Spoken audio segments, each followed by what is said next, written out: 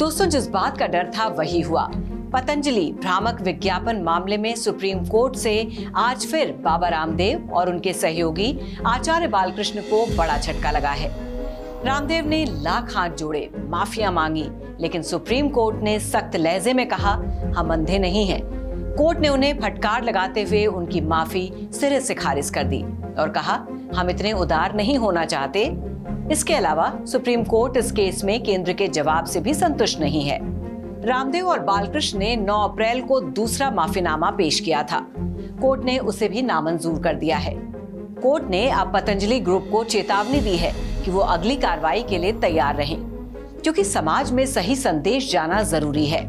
2 अप्रैल को पतंजलि भ्रामक विज्ञापन केस में सुनवाई करते हुए जस्टिस हिमा कोहली और जस्टिस अहसानुद्दीन अमानुल्लाह की बेंच ने पतंजलि ग्रुप को कड़ी फटकार लगाते हुए आज की तारीख दी थी।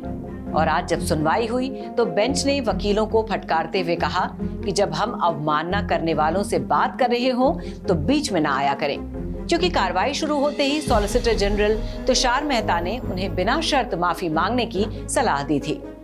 इसके जवाब में जस्टिस अमानुल्लाह ने कहा कि हम उनकी माफी से संतुष्ट नहीं हैं और न ही किसी की सिफारिश में विश्वास करते हैं।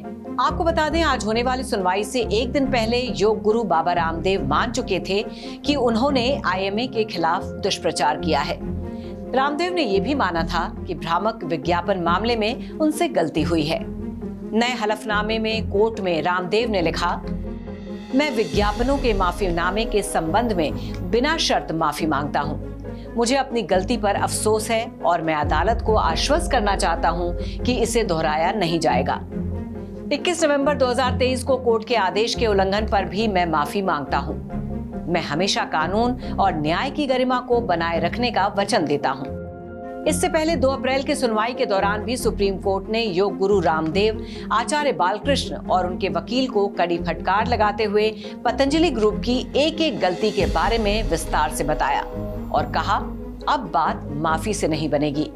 आपने न सिर्फ कोर्ट की अवमानना की है, बल्कि कोर्ट के आदेशों की प्रेस में धज्जियां उड़ाते हुए तमाम सीमाएं लांघ दी हैं। इसके बाद कोर्ट ने पतंजलि ग्रुप को 10 अप्रैल की तारीख देते हुए कोर्ट में पेश रहने के आदेश दिए थे। आपको बता दें, इंडियन मेडिकल एसोसिएशन ने 17 अगस्त 2022 को सुप्रीम कोर्ट में एक याचिका दायर की थी, जिसमें कहा गया था कि पतंजलि ने कोविड वैक्सीनेशन और एलोपैथी के खिलाफ दुष्प्रचार किया है और अपनी आयुर्वेदिक दवाओं से कुछ बीमारियों के इलाज का झूठा दावा भी किया है। इस मामले में सुनवाई के दौरान 21 नवंबर 2023 को जस्टिस अमानुल्लाह ने कहा था, पतंजलि को अपने सभी भ्रामक दवाओं वाले विज्ञापनों को तुरंत बंद करना होगा।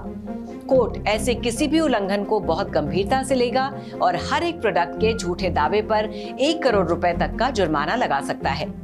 लेकिन फिर भी पतंजलि अपनी वही गलतियां दोहराता रहा। कोर्ट के आदेशों की प्रेस के सामने धज्जियां उड़ाता रहा। इसी बात से कोर्ट का भी पारा 7वें आसमान पर पहुंचा और अब नतीजा सबके सामने है। इतनी गलतियां करने के बाद रामदेव कोर्ट के सामने सिर झुकाए खड़े हैं, लेकिन अब कोर्ट उन्हें बख्शने के मूड में नहीं है।